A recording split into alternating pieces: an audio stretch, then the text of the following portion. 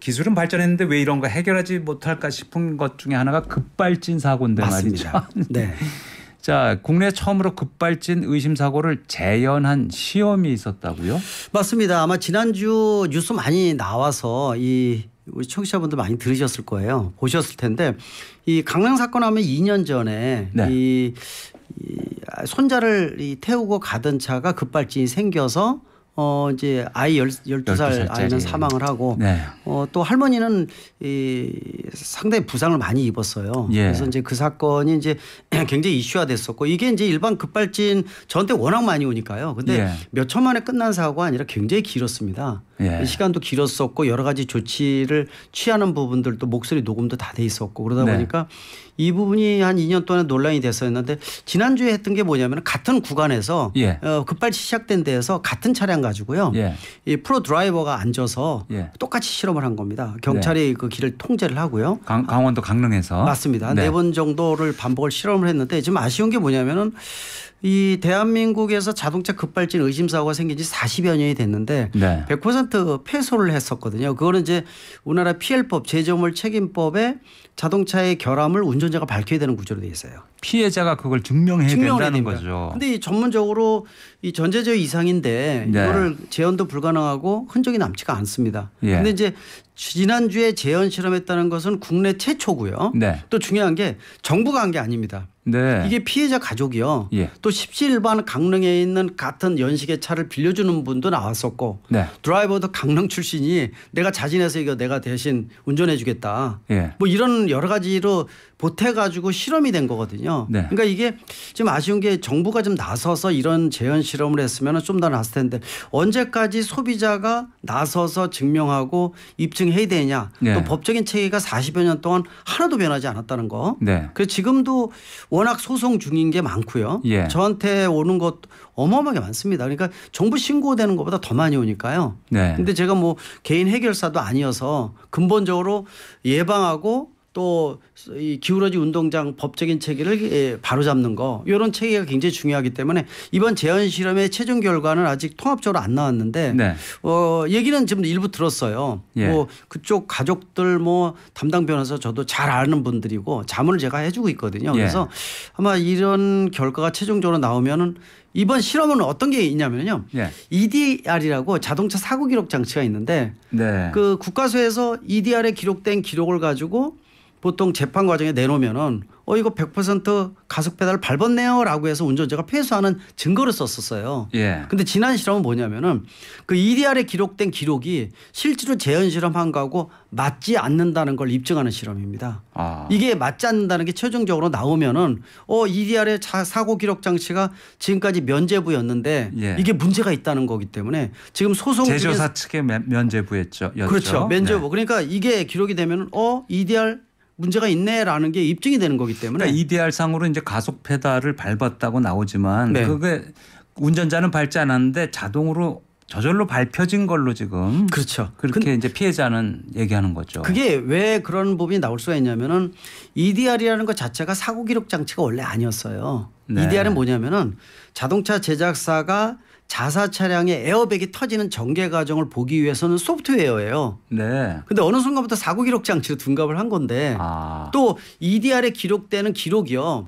그냥 밟은 거 바로 그냥 기록되는 게 아니라 자동차의 두뇌에 해당되는 ECU 있죠. 네. ECU를 통해서 기록이 되는 거예요. 네. 근데 한 가지 말씀을 드리면은 우리가 이 치매나 아닌 정신병자가 증언하는 건 증거로 못 쓰지 않습니까? 그렇죠. 근데 자동차에 사람에 해당되는 ECU가 자동차 급발진이라는 거 ECU부터 다 망가진 상태인데 예. 여길 통해서 나온 기록 자체가 신뢰성이 떨어질 수밖에 없거든요. 예. 그러니까 이제 이 기록이 문제가 있다라는 네. 거, 라는 것이 이제 이번에 실험을 통해서 최종 결과가 나오면은 뭐 아마 여러 가지 이슈화되고 문제 제기도 되고 또 지금 도연위법 진행 중인데 네. 국회에서 계류 중이지만은 아마 이번 회기대로 이번 달 내로 안 되면은 폐기되지 않습니까 자동. 이제 예. 그런 고민도 좀 있는 겁니다 지금 현재로서는. 국회에서 이런 걸 왜 저기 우선순위를 좀 낮게 보고 있는지 모르겠어요. 네. 그러니까 이제 이 다른 상품에 대해서는 뭐 많이 기울어진 게 이제 균형을 잡았다 이렇게 얘기를 하고 있는데 자동차 분야는 부동산 담으로 가장 큰 비용이 들어가지 않습니까? 상품 예. 중에서. 근데 자동차에 대해서는 상당히 소비자가 불리한 기울어진 운동장 상태거든요. 그래서 예. 그런 부분들 좀 균형을 잡는 게 굉장히 중요한데 그 관건이 바로 제재우물 책임법 PL법이라고 볼 수가 있습니다. 네. 예. 이거는 이제 피해자가 너무 많으면은 네. 다들 이제 목소리를 높여서 국회에도 압력이 되겠지만 예.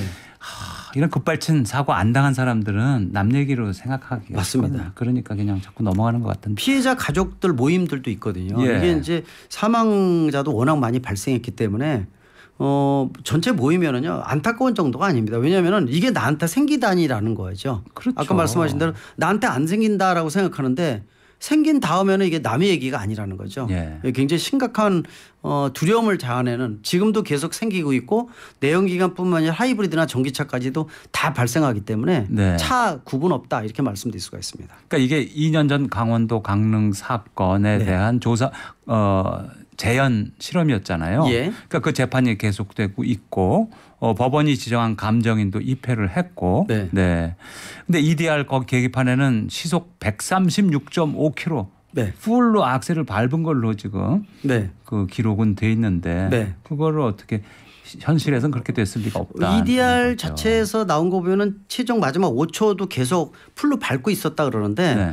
110km에서 120km까지 한 10km뿐이 증가를 안 한 거예요. 예. 그러니까 EDR의 기록 자체는. 기록이 틀린 근데 이번에 거죠. 실험을 해서 완벽하지는 않지만 했더니 130 이상 넘어가는 게 확인이 됐거든요. 계기판에요. 예. 그렇다면 벌써부터 차이가 있는 거죠. 예. 벌써 EDR에 나온 거하고 맞지 않느냐. 물론 이제 최종 그 변속기 이 장치를 최종적으로 이 검토를 해서 최종 이 보고서가 좀 나와야 되지만은 이 지금 나온 것 자체만은도 차이가 벌써 있다는 걸 이 확인할 사고 수가 차량이 있죠. 국산차죠. 국산차입니다. 이 가솔린 차량이죠. 사고 차량이 경차를 한 번 들이받고 공중으로 떴고 막 네. 이런 사고가 났잖아요. 있었죠. 예. 그 과정에 계속 악셀레레이터를 밟고 있었다 이런 기록인데 이게 좀 이게 이제 믿을 수가 제가 없는 여러 거죠. 관련 자문회의 같은 거 있죠. 비공개 예. 정부하고 이런 법적인 문제 때문에 이제 자문회의해서 그런 얘기를 제가 합니다.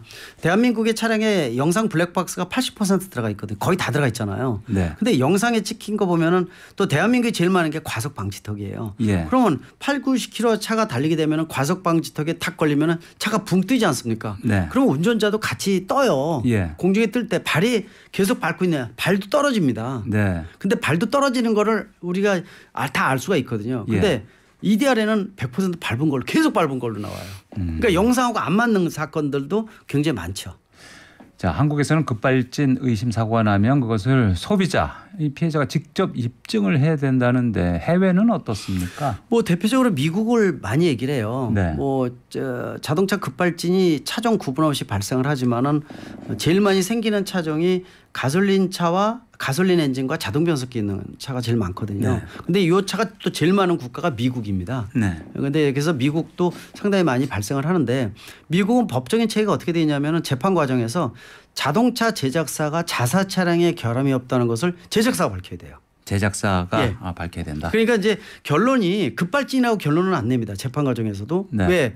이 제한도 불가능하고 찾기가 어렵거든요. 네. 그러나 재판 과정에서 소비자한테 제작사가 제대로 이 얘기하는 거에 대해서 제작사가 결함이 없다는 것을 밝혀야 되는데 그 과정이 소홀하게 되면은요 재판에서 판사가 합의를 종용을 합니다. 네. 그러니까 결론이 안 나오더라도 보상을 받을 수 있는 구조 체계가 돼 있어요. 예. 그래서 자연스럽게 끝나는 이런 과정인데 국내에서는 누워서 알아서 져주는 법이라 그러거든요. 왜? 입증 책임이 소비자가 있어야 되니까 어휴, 그 재현 시험에도 수천만 원 든다면서요. 비용 엄청 들어갑니다. 그리고 전문가들도 이 부분에 할 수 있는 전문가가 그렇게 많지도 않고요. 네. 또 실제로 사고가 난 지역에서 다 막고 실험하려면 비용도 많이 들어가고 또 이번 같은 경우도 말씀드린 대로 비용을 다 지불하고 비용도 들어가고 주변에 경찰이 뭐 협조를 다 해주고 이렇게 해서 진행을 했지만은 사실 힘들게 진행을 한 거죠. 네. 그래서 그거 자체가 저는 하면서도 아니 정부가 좀 나서서 이런 부분들을 해주면 얼마나 네. 투명성 있고 국민을 위해서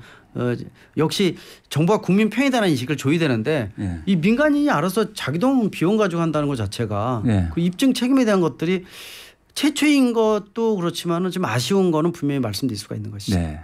어제 오늘 뉴스에서도 말이죠. 네. 70대 운전자가 네. 건물에다가 차를 갖다 박아가지고 좀 피해가 났는데 이 70대 운전자는 급발진이었다. 네. 이렇게 이런 경우들이 있으면 대부분 그 운전자의 주장이 사실일까요? 거의 어떻습니까? 운전 실수가 많습니다. 그러니까 이제 저희가 워낙 많이 통계도 갖고 있고 세미나 같은 걸 여는데요. 네. 보통 짧게 끝나는 것은 급발진 의심, 급발진 여부 자체를 판단 안 합니다. 왜 그러냐면은 뭐 아시겠지만 65세 이상 고령자 운전이 워낙 많고요. 네. 뭐 하루가 멀다 하고 뭐 엊그제 뭐 90대 운전자 뭐 예. 80대 운전자 이런 분들 많잖아요. 네. 근데 그런 분들이 사고가 생기게 되면은 짧은 시간에 끝나는 거는 머릿속에 하얗게 아무 생각이 안 나서 내가 뭐 했는지 기억이 안 나요. 네. 당황하다 보니까 급발진이에요 이렇게 얘기하는 분이 많아요. 예. 그러다 보니까 운전자 실수도 진짜 많다는 거. 그래서 실제로 신고되는 것의 90%는 저희는 80에서 90% 네. 운전자 실수로 보고 있어서 예. 보통 이제 정부에 신고되는 게 한 50건에서 100건 사이예요 매년. 네. 근데 저희는 20배 정도로 봅니다. 그러니까 100건이면 2,000건을 보고 있는데 예. 2,000건 중에서 90%는 80%가 만약에 운전자 실수다. 예. 그러면 나머지 400건이 진짜다. 이렇게 보면은 하루에 한 건이라는 거죠. 네. 2,600만 대가 등록돼 있으니까 예. 국내에서 하루에 한 건 충분하거든요. 워낙 많이 옵니다. 예. 예, 그러니까 이제 그런 거를 좀 더 객관적으로 입증을 해주고 네. 또 소비자가 억울하지 않고 제작사도 마찬가지 투명하게 이게 입증이 되면은 좋을 텐데 예. 제작사도 당황을 하거든요. 그렇죠. 예, 그러다 보니까 지금 급발진 사고가 생겼을 때 조치할 수 있는 방법이 무엇일까라고 고민해 보면은 답이 그렇게 많지가 않거든요. 국내에서. 그러니까 교수님 방금 얘기해 주신 내용을 보면은 이제 사고가 짧은 시간 안에 일어난 거는 대부분 이제 운전자 과실인 경우가 많고. 네. 근데 이게 운전자가 급발진이다 주장했는데 그 사고가 상당 시간 예. 30초, 40초, 뭐 50초 이렇게 길게 네. 이렇게 된 거는 급발진 가능성이 높다 이렇게 보면 되나요? 그렇죠. 짧게 끝났다고 운전자 실수라고 100%는 아니고요. 네. 급발진에 관련된 증거로서 쓰기엔 너무 짧은 거예요. 네. 그러니까 이제 그 부분에 대한 것들은 평가 자체를 저희가 안 하죠. 네. 대신 이제 말씀하신 대로 길게 끝나는 거는 안에 영상도 그렇지만은 영상 블랙박스나 주변에 CCTV 찍힌 것들 또 브레이크를 잡았는지 비상등을 켰는지 운전자가 정상적으로 의지를 갖고 제대로 열심히 막으려고 노력하는 모습이 있거든요. 녹음도 돼 있고요. 네. 또 실내 영상 같은 거 찍힌 것들도 이 블랙박스마다 틀리지 않습니까? 예. 그런 것이 뭐 30초 1분 동안 진행된 것은 누가 봐도 100% 자동차의 결함이라는 걸 알 수가 있어요. 네. 예. 그래서 얼마 전에도 뭐 1, 2분 동안 그 택시 타는데 기사분하고 그 승객분이 말 주고받으면서 네. 브레이크 잡아봐요. 브레이크 안 들어요. 막 이런 것들이 녹음돼 있거든요. 네. 예, 그걸 확인이 그런 것들은 100% 되지 않습니까? 그렇죠. 예, 그런 경우는 확실한데 근데 뭐 결론적으로 자동차의 결함이라고 나오는 결론 내는 건 없으니까요. 급발진으로 판정이 낸 사례가 국내에도 있기는 있죠. 100%는 없고요. 유일하게 대법원 간 게 지금 계류 중인 게 한 건 있습니다. 네. 대법원 유일하게 한 건 가 있고 1심에서는 졌고 2심에서는 이겼고요. 승소를 했고 3심 대법원에 가 있습니다. 그러니까 네. 그 건 한 건이고 지금까지 이 재판 과정에서 100% 100% 왜 운전자의 자동차의 결함을 운전자가 밝혀야 되는 구조라고 말씀드렸잖아요. 예. 그게 안 되니까 재판 판사도 그냥 당신 실수네요로 끝내버리는 거예요. 네. 예, 그러니까 억울한 부분이 굉장히 많죠. 법이 너무 한쪽으로 치우쳐 있네요. 예, 지금도 뭐 얼마 전에도 관련 용역을 피해법 관련해서 했어요. 개정의 가능성. 네. 근데 공개를 안 했지만 결론은 저는 이제 다 아니까 예. 결국 개정이 안 된 거예요. 그러니까 지금 그 상태가 계속 진행 중이다. 결국 운전자가 자동차의 결함을 밝혀야 되는데 내가 나의 이 결백을 입증할 수 있는 방법이 있습니다. 어떻게 해요? 지금 방법이 이제 여러 가지에서 법이 개정하는 거는 나중 문제이기 때문에 사실 요원한 부분이 있고요. 네. 또 제작사한테도 제가 여러 가지를 얘기를 해요. 제작사들한테 좀 더 킬 프로그램이라고 해서 외국의 글로벌 자동차 제작사에서는 좀 더 안전한 소프트웨어를 강화된 프로그램을 넣어서 네. 차가 이상 동작하면 셧다운 프로그램입니다. 차를 다 완전히? 죽여버리는 예. 겁니다. 왜 급발진 생겼다는 거 인증이 예. 되면 그래서 그런 프로그램을 미리 선제적으로 더 안전한 걸 놓으라. 국내도 들어가지만 더 강한 거 있죠. 예. 그걸 놓으라 그랬는데 그거는 제작사가 이제 알아서 해야 될 거고. 예. 그러면 만약 급발진 생겼을 때 소비자 입장에서는 어떤 방법이 있을까? 제일 중요한 거는 작년부터 대한민국이 가장 잘 만든 것 중에 하나가요. 내비게이션하고 영상 블랙박스입니다. 네. 영상 블랙박스는요 전 세계에서 이건데 진짜 잘 만드는데요. 예. 영상 블랙박스 중에서 페달 블랙박스라고 발에 카메라가 들어가 있어서 채널을 찍어요.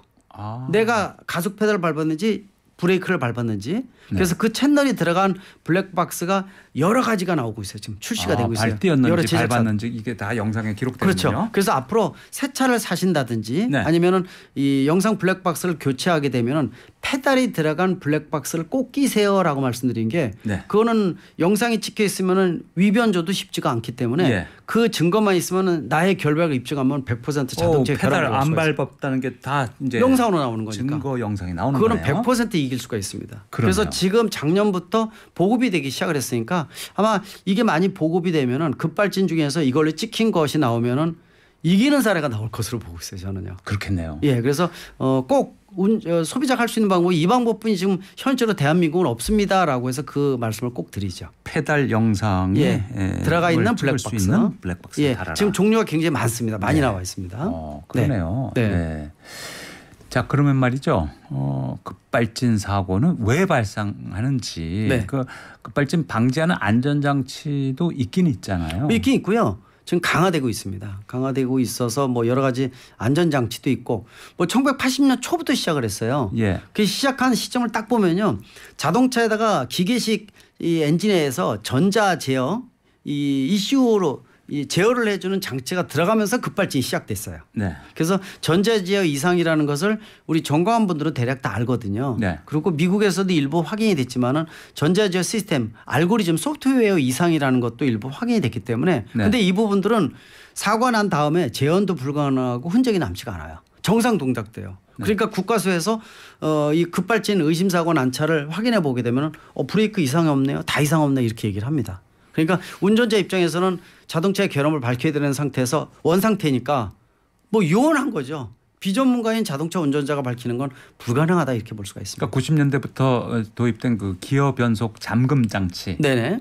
이거는 그렇게 성능이 효과가 그렇게 크지 않나요? 크지는 않아도 그래도 이것 때문에 어느 정도 이 방지하는 효과는 있어요. 왜 그러냐면은 급발진이 다양하게 생깁니다. 예. 보통 정상태에서 출발할 때 예전에 초기에는요 그게 많이 생겼어요. 출발할 때. 특히 이제 그 세차장에서 세차하고 처음에 출발해 나올 때 튕겨 나가는 거 있죠. 예. 이게 굉장히 많았습니다. 그러다 보니까 정지 상태에서 출발할 때 이 일반 급발진이 많이 생긴다 그래서 지금 말씀하신 이 관련 장치 시프트 럭 장치가 장착이 돼서 네.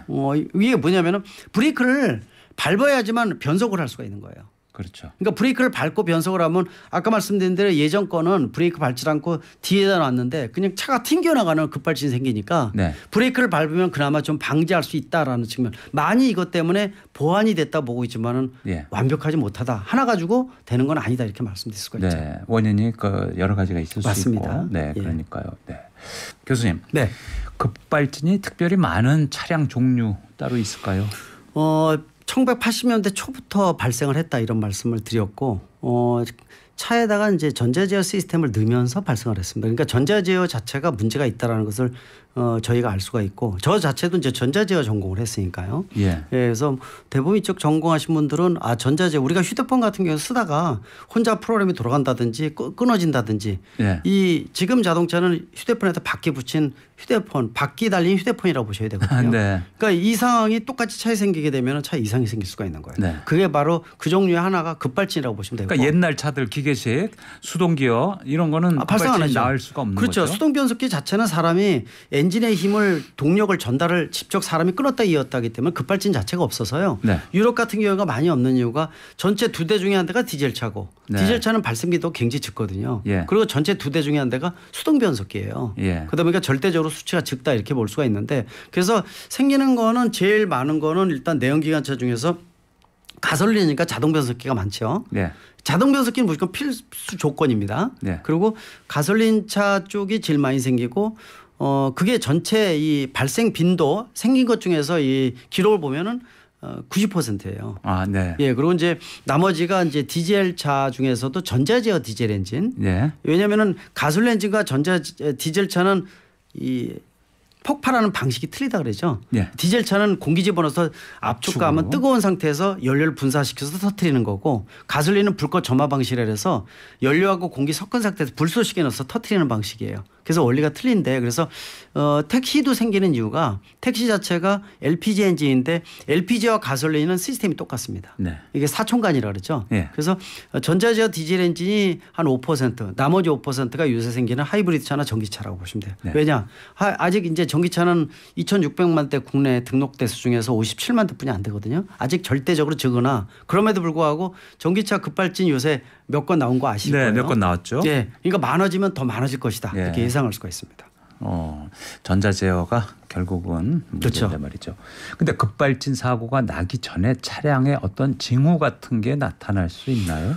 일반적으로 차를 운전할 때 자신의 차보다 잘하는 사람이 아무도 없습니다. 네. 그러니까 정비업소에 우리가 병원에 가서도 증상이 어떻습니까 물어보잖아요. 예. 차의 증상을 제일 정확히 얘기하는 게 자동차 운전자예요. 예. 없던 소음 생기고 진동 생기고 뭐 이상한 상태죠. 네. 그래서 평상시에 RPM 아침에 시동을 켰는데 보통 RPM이 쭉 올라갔다가 온도가 이제 냉각수가 돌면서 따뜻해지면 온도가 내려가요. RPM이 떨어지죠. 떨어집니다. 예. 이게 그래서 안 떨어진 상태에서 출발하면 차 상태가 별로 안 좋은 거예요. 네. 겨울에 특히요. 그래서 웅 하다가 그 소리가 죽고 RPM 죽죠. 살짝 떨어진 그래서 다음에 출발해서. 출발한 지 3, 4번, 4번 지난 다음부터는 이 RPM이 많이 떨어져 있거든요. 예. 근데 3, 4번 지났는데도 불구하고 RPM이 그대로 막 1,500, 2,000을 유지를 하고 있는 거예요. 그 차는 상태 안 좋은 겁니다. 네. 그런 이 빨리 원인을 찾아서 정비를 한다든지 해서 그래서 정비를 잘하는 것도 급발진을 많이 줄일 수 있는 방법 중에 한 가지예요. 예. 예, 그래서 그리고 뭐 급발진에 대한 것들은 아까 말씀드린 대로 그건 빈도수 말씀드렸지만은 네. 그래서 예방 차원에서 정비나 이런 것들도 잘 하시는 것도 굉장히 중요하고 예. 또 평상시에 워밍업 같은 거 있죠. 그래서 워밍업을 꼭 하라 그래요. 워밍업이라는 게 아침에 출발할 때 하루 종일 세워놓으면은 엔진차 같은 경우에는 엔진 오일이 밑으로 쫙 가라앉아 버립니다. 네. 가라앉은 상태에서 시동을 키자마자 출발하면은 쇠와 새끼를 마주치는 거죠. 실린더, 피스톤 이런 것들이요. 윤활유가 별로 작용을 못 하니까. 그렇죠. 그러니까 이 부분에 문제가 생겨요. 예. 그래서 차 상태가 안 좋은 상태에서 차도 이상이 생길 수가 있거든요. 그래서 워밍업이라는 것은 한 시동 켜놓고 1, 2분. 1, 2분. 그러니까 겨울에는 2, 3분, 여름에 1, 2분. 네. 그래서 시동 켜놓고 내리셔서 네. 바퀴도 한번 보고 차 네. 상태를 한번 쭉 돌아보는 거예요. 예. 그 시간이면 충분하거든요. 그리고 출발하는 습관. 예. 그러면 이게 몇 년 똑같이 쓰면은 같은 연시에 같은 주행거리 비슷한 차가 보면은 연비 틀려지고요. 네. 소음, 진동, 고장 빈도가 틀려집니다. 네. 차 상태가 굉장히 좋으니까 꼭 이거 하셔야 돼요. 예. 근데 뭐 전자제어 엔진이니까 워밍업 필요 없다. 다 그렇게 뭐 유튜브 이런 데 나오는 거 있죠. 네. 그거 믿지 마시고요. 네. 네. 꼭 1, 2분, 2, 3분 필요하다는 거. 네. 뭐 전기차는 그럴 필요는 없죠. 예. 뭐 배터리에 있는 전기 에너지 쓰는 거니까요. 모터가 들어가는 예, 그래서 거니까. 그래서 엔진이 들어가 있는 차들은 예. 꼭 그런 특성들을 파악을 하시고 그래서 정비 잘 하시고 예. 그다음에 평상시 없던 증상이 나타난다 그러면은 일단 빨리 신경을 써서 그 네. 원인을 제거해 주는 것도 급발진을 줄이는 중요한 방법이다 이렇게 볼 수가 있습니다. 앞에서 퀴즈 내드렸는데요. 한 번 더 알려드리겠습니다. 이것은 운전자가 브레이크 페달을 밟지 않으면 변속 레버가 주차 상태, P 상태에서 움직이지 않도록 하는 일종의 안전장치인데요. 이것은 무엇일까요? 1번 도어럭, 2번 하드럭, 3번 쉬프트럭. 네, 정답 TBS 앱 또는 50원 유료 문자 샵 0951로 보내주십시오. 하드락인 것 같은데요. 아이 그런 거 얘기하시면 안 됩니다. 네. 자 다음 주제는요 하이브리드 차량입니다. 네. 지난주에 전기차에 대해서 자세히 말씀해 주셨는데요. 네. 이번 주에 하이브리드 차량에 대해서 알아보려고 합니다. 지금 전기차 수요가 좀 줄어들고 하이브리드 차량에 대한 수요 크게 늘었다고요? 많이 늘었죠. 지금 뭐 전체 차의 과반 정도가 하이브리드 차 살 정도입니다. 네. 그러니까 이제 하이브리드 차가 작년 후반부터 전기차 판매가 주춤하고 물론 가성비가 떨어진 거예요. 네. 전기차가 엔진 변速기 처음에 때문에 살 때 너무 비싸잖아요. 비싸게 가격도 2배고요. 예. 그걸 보조금으로 메꿔줬는데 보조금은 줄어들고 예. 또 가격 놓고 충전 인프라 아직 부족하죠. 또 한두 건 뭐 몇 건 나오면 전기차 화재 같은 거 온도 높고 빨리 확산된다. 공포감 조성이 되죠. 예. 또 충전 전기비는 올라가죠. 가성비가 떨어지는 거예요. 대신 네. 이제 하이브리드 차만 하더라도 순수 내연기관차는 아니고 네. 엔진과 배터리를 겸용을 하는 거니까 예. 연비도 괜찮고요. 네. 또 기술 성숙도도 28년 넘었어요. 예. 그리고 중고차 처리할 때도 가격도 높게 받고 예. 연비도 좋고 충전 인프라 신경 안 써도 되고. 뭐 공영 주차장이나 톨게이트 지나갈 때 네. 혜택도 있고. 그럼요. 그래서 플러그인 하이브리드도 전기차에 더 가까운 모델이거든요. 네. 그래서 엔진도 붙어 있어서 장거리 뛸 때 전혀 문제가 없기 때문에 그래서 요새 인기 있는 하이브리드 자동차는 뭐 한 반년 기다려야 됩니다. 네. 그리고 중고차 시장에서도요. 하이브리드 차는 인기가 많아서 판매가 다 되고 이 중고차 시장이 제일 많이 남아 있는 게 디젤 차예요. 디젤 차는 좀 홀대 받잖아요. 네, 안 팔리죠. 중고차 가격도 떨어지고 그러다 보니까 남아 있는 게 디젤 차고요. 하이브리드 차는 인기 모델은 아예 없다고 볼 수가 있습니다. 네. 근데 전기차에 대한 지원이 좀 줄었다고 말씀하셨는데 네.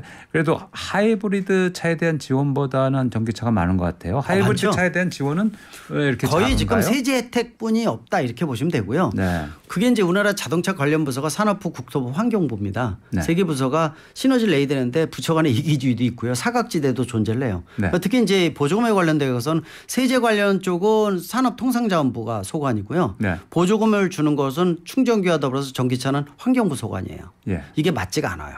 약간. 그렇겠네요. 예, 그래서 이제 계단 효과가 있는 게 전기차로 완전히 올라가기 전에 내연기관에서 하이브리드나 플러그인 하이브리드 중간 단계 계단이 필요한데 그래서 지금 순수 하이브리드는요. 네. 내연기관차 포함이 됩니다. 네. 친환경차가 아니라 내연기관에 포함이 되고요. 예. 플러그인 하이브리드 배터리 팩이 더 들어간 플러그인 하이브리드 자동차는 전기차에 포함을 시켜요. 네, 전기 꼽아야 되는 거니까. 예, 그래서 요거는 요 구분은 대한민국뿐만 아니라 전 세계 똑같습니다. 네. 그 대신 이제 하이브리드 차에 대한 인센티브를 좀 더 높게 하면은 네. 계단 효과가 있어서 자연스럽게 하이브리드 사고 플러그인 하이브리드 사면서 전기차로 넘어가는데 네. 너무 하이브리드 내연기관하고 전기차는 문턱이 높지 않습니까? 그래서 그런 것 좀 아쉬운 부분이 좀 있어요. 네. 예. 그리고 교수님께서 이제 디젤차 얘기 잠깐 하셨는데요. 그 나온 김에 관련 질문 하나 네. 소개해드리겠습니다. 2450님 경유차를 타고 있습니다.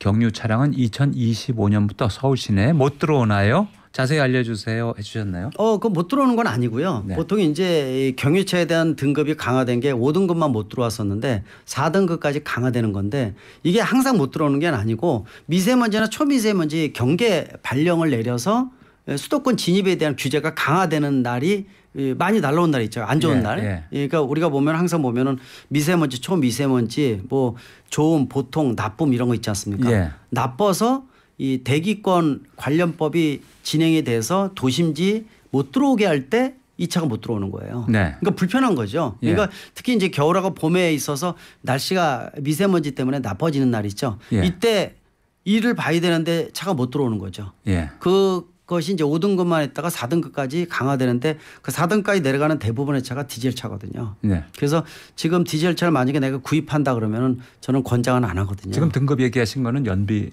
연비가 아니라 이제 환경부에서 환경부에서 정한 연식에 그, 따라서 예. 등급. 연식에 따라 정했는데 그 제일 먼저 연식이 포함이 빨리 되는 게 디젤 차예요. 네. 왜냐 총 배출가스가 나쁜 게 제일 많이 나오지 않습니까? 예. 그다음에 가솔린 차고 그다음에 하이브리드 LPG 뭐 이러고 그다음에 예. 하이브리드 올라가거든요. 예. 전기차나 수소차는 무공해니까 아예 포함이 안 되고요. 예. 1등급이라고 볼 수가 있죠. 예. 아예 그거는 뭐 신경 안 써도 되는데 그래서 디젤 차가 내가 오래됐다. 그러면 환경부에 들어가서 내 차가 번호만 두들기면 내가 뭐 몇 등급 차인지를 바로 확인할 수가 있어요. 네. 그래서 내가 몇 등급 차인지를 보고 그다음에 4등급이다. 그러면은 대도시별로 어떠한 날에 경계 발령이 내렸을 때 못 들어갑니다라는 게 다 대도시마다 있거든요. 예. 그래서 그거를 확인해서 언제 못 들어가는지를 한번 확인하셔야 됩니다. 그런데 그럼 그분이 날짜- 빨라지니까 날짜를 알아야 되네요. 항상 그 날씨 정보도 알아야 돼요. 날씨 정보 알아야죠. 그러니까 오늘 만약에 갑자기 발령했다. 네. 그럼 못 들어옵니다. 만약에 들어가다가 찍히면은 엄청나게 벌점 과태료 내는 거죠. 카메라에 찍히면 그 맞습니다. 번호를 다 등록이 돼 있으니까. 맞습니다. 그래서 간선도로마다 그게 설치가 돼 있거든요. 네. 그래서 도심지의 외곽에서 들어올 때 네. 그래서 그 안으로 못 들어오는 거니까 네. 이거 자체가 스트레스지 않습니까 사실은. 예. 그러니까 이제 디젤 차에 대한 부분들은 차가 제조사에서 요새는 뭐 일반 세단 같은 거는 이미 단종이 됐고요. 네. 또 유럽에서 아직 디젤 차가 국내 많이 들어오고 있는데 사실 별로 마음에 들지는 않죠. 제가 이제 자동차 정책 이런 거 하는 입장에서 네. 유럽 말고 디젤 승용차가 활성화돼서 성공한 국가가 대한민국이에요. 유일하게. 예. 그러다 보니까 이거 끝물인데 예. 이미 만들어 놓은 거 있죠. 돈을 벌어야 되니까 밀어내기로 우리나라 들어와서 판매를 하는데 우리나라 또 사거든요. 근데 디젤 차는 별로 좋지는 않습니다. 이제는요. 그렇겠죠. 고민을 좀 하셔야 되는 시점이 왔다라고 보시면 될 것 같아요. 네. 네. 3969님 질문 하나 더 네. 드리겠습니다. 저는 2.5톤 마이티 차량입니다. EGR 밸브에 수명이 있나요? 금액대가 비싸서 재생을 알아보려 하는데 재생품도 괜찮을까요? 상당히 전문적인 질문이네요. EGR 하게 되면 배기가스 재순환 장치라고 얘기를 합니다. 배기가스 재순환. 이게 네. 뭐냐면 전문적 질소 산화물 저감 장치라는데 그 우리가 머플러 뒤에 전에 다는 거. 전에 다는 게 이제 SCR이고 SCR. 엔진하고 붙어 있는 게 EGR이라는 게 별도 있어요. 1단 장치, 2단 장치가 있거든요. 네. 그래서 EGR은 이제 엔진하고 같이 있는 배기가 1차적인 질소 산화물 저감 장치예요. 네. 이거 원리는 제가 말씀드리지 않겠지만 뜨거운 배출가스가 뜨겁잖아요. 네. 이거를 흡기 쪽에 다시 넣어서 이 실린더 내부의 온도를 낮추면 질소산화물이 저감되는 기능이거든요. 근데 이게 영구적인 건 아니에요. 네. 근데 이제 영구적으로 그냥 써요. 왜? 잘 고장이 안 납니다. 네. 근데 고장이 나면은 이 모듈을 통째로 갈아야 되는데 비용이 적지가 않아요. 네. 그래서 요게 고장 나면 일단 질소산화물이 많이 배출되니까 나중에 자동차 검사할 때 통과가 안 됩니다. 그래서 그것도 한번 확인하셔서 2.5톤 마이티 하게 되면은 이거 통째로 갈면 비용이 적지 않겠는데요. EGR. 네. 근데 한번 이 전문업소 가셔서 또 중고 시스템도 있거든요. 그래서 그것도 한번 확인하시면 좋을 것 같아요. 일단 이 차 운행하는 데는 큰 지장은 없지만 배출가스가 많이 나오고 또 다른 시스템하고 OBD2하고 연동이 되기 때문에 그런 부분에 이 경고가 많이 떠요. 또 엔진이 출력이 줄어들 수가 있으니까 그런 고민이 좀 있다고 볼 수가 있습니다. 하이브리드 관련 질문 들어와 있습니다. 또 4298님. 하이브리드면 시동 시 엔진이 멈춰 있는 경우가 있거든요. 그럼 예열이 안 되는 건가요? 그거는 하이브리드 차는요. 종류가 마일드 하이브리드하고 풀 하이브리드라는 두 가지가 있어요. 이게 뭐냐면은 이 사거리에서 처음에 시동 차가 냉간 엔진이 식어 있을 때는 시동이 안 꺼져요. 근데 이제 엔진이 정상화 됐을 때 사거리에서 차를 신호등 때문에 빨간 신호등이니까 기다려 쓰면은 엔진이 자동으로 꺼지거든요. 이미 예열이 돼 있으니까 돌릴 거예요. 필요가 없다. 그렇죠. 왜 꺼지냐면은 연료 절약하기 위해서.